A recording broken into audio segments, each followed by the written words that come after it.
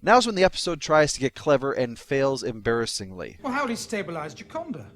3 planets in the same orbit will exert enormous gravitational pressure on each other. So, despite having said they'd be in orbit around Gioconda, they actually won't be. They'll be operating in different time zones, like when the Doctor beamed back to the TARDIS with that back massager.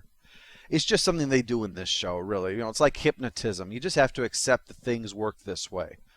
Before moving to the next silly thing, though, the Twin Dilemma takes a break for the surreal.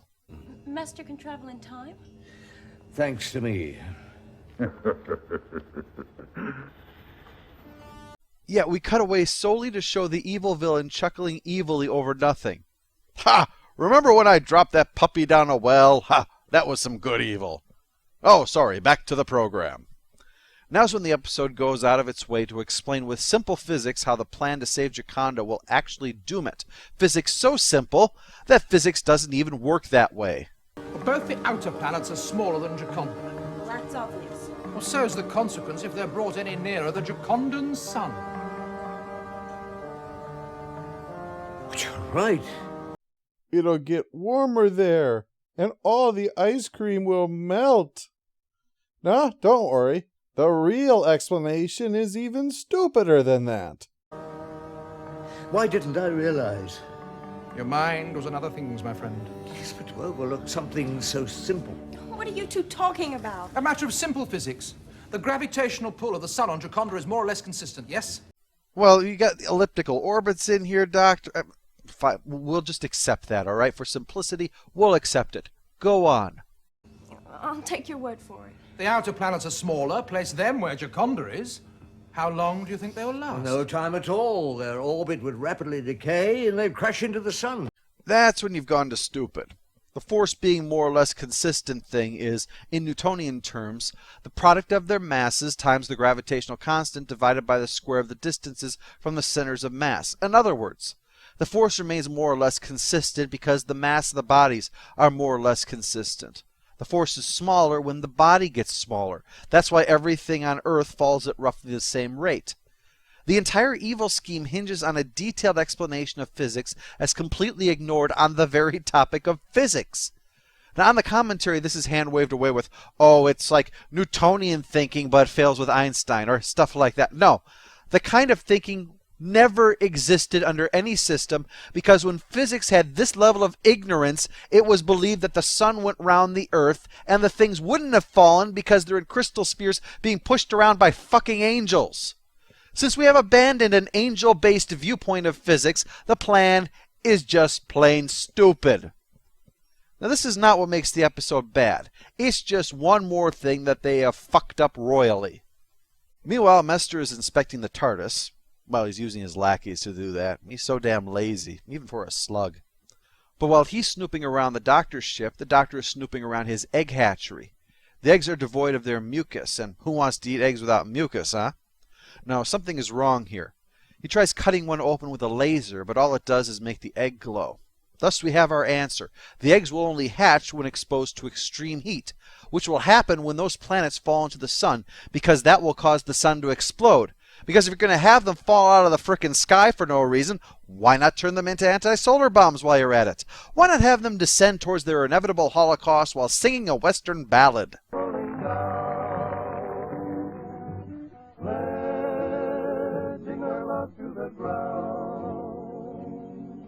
But when the explosion happens, the eggs will survive because... shut up. And they'll be scattered throughout the universe to infest every place with the gastropod eggs. We've made that possible. Our genius has been abused. You could not act if we literally put a gun to your head, could you? So Hugo is charged with bringing Perry and the twins to the TARDIS for safety. We'll see if he can make it there without being conked on the head or knocked over in some way. The Doctor plans to confront Mestor with Asmael, even though the old man can no longer regenerate. He's used them all up. And to make matters worse, the one loyal bird guy was taken over by Mestor, so he knows everything now. So the Doctor does the only thing that he can do, takes 2 bottles off the table and pockets them. Obviously, there's bottles of chemicals here in this lab. I mean, it's a lab trying to move planets. How are you going to pull that off unless you use science, right? And in desperate times, any science will do.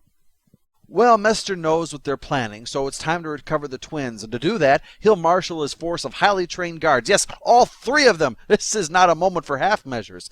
The doctor is closing in, after all, ready with the extremely clever trick of carrying chemicals behind his back. But then, when you fight a mind reader, I suppose you're only going for a bit of token subterfuge. Besides, the doctor clearly is out of his element here. Mester has no neck. How is he supposed to choke him without a neck, huh? Even science can't solve that conundrum. So he confronts Mestor, demanding that he surrender Gioconda. Mestor refuses, so the doctor responds as only a man who has an inbuilt resistance to physical violence could. Then take the consequence. By throwing acid bombs at people.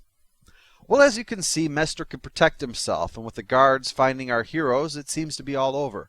But then the twins do the one actual useful thing this story and shield Perry and Hugo with their bodies, because if they're killed, then the calculations would be lost and Mestor would go hog wild with that embolism stuff.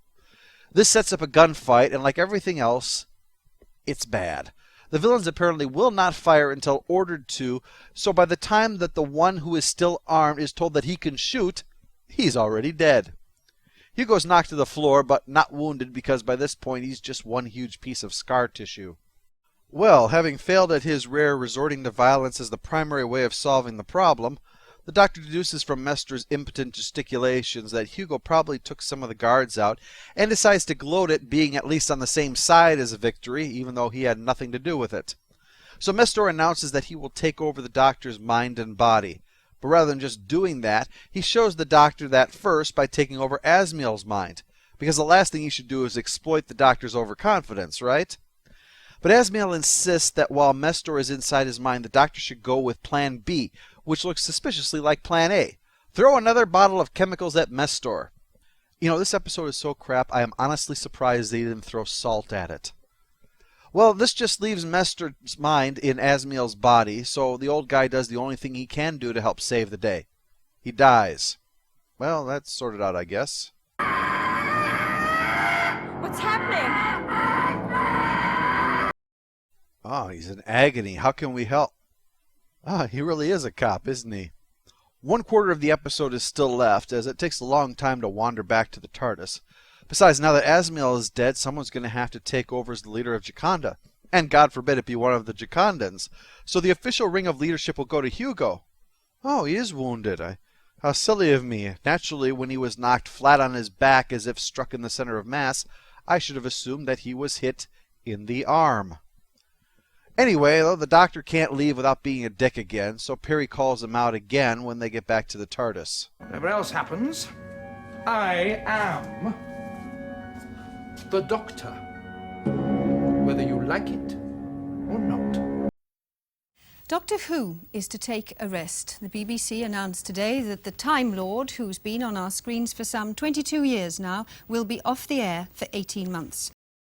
The twin dilemma gets Doctor Who's stamp of the worst. It is mean, idiotic, meandering, tedious, and cheap. Aside of the ship, the special effects are dreadful. The twins are intolerably bad performers, Colin Baker brings melodrama to new heights, and the script is not fit to wipe your ass. There are a few glimmers of positive character moments for Baker, but they're drowned out by this sea of excess.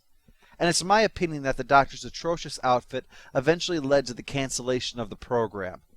The ratings for the show did not drop the following season, although whether J&T's plan worked or not is debatable. It's just as likely that kicking off with the Cybermen and the new format attracted curious viewers back to the show. There's almost nothing redeeming about this episode. There are whole scenes that exist solely to repeat what we already know, or that just accomplish nothing, like Asmiel making arrangements to land the ship. And meanwhile, you have all these unanswered questions, like the villain with only the vaguest of backstories. If these creatures were believed extinct, how did Mestor manage to usurp Asmiel and seize control of the planet? Do all the gastropods have such an ability? If so, why do they not fight for supremacy? If they don't, then why does Mestor? Was he a once-in-a-generation leader that naturally emerges? Does he possess a loyalty or duty to his species that prevents him from killing them off? You know, despite having no respect for the sanctity of life and all that. Because if he doesn't have that, why not kill off some of his people to stop them from overrunning the planet he's trying to rule here? Instead, Mr. simply is in charge and has all kinds of powers, and is a convenient target to take down the whole system when killed. And as a villain, he's about as unimaginative as you can possibly get. He has no aspects beyond naked evil, which is the sum total of his personality. For all his powers, he is an unworthy foe to the Doctor, and his defeat is less than impressive. TLDR, this is what happens when a clusterfuck crashes headlong into a shitstorm.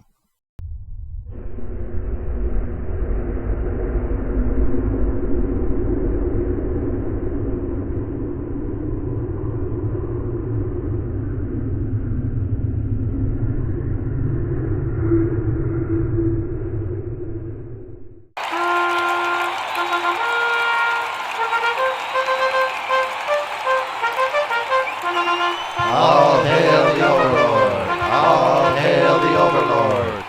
You never stop giving them. When you're not really mad and trying to kill me, that is. Look at you now. What do you mean? I never saw anyone who loved himself so much with less reason.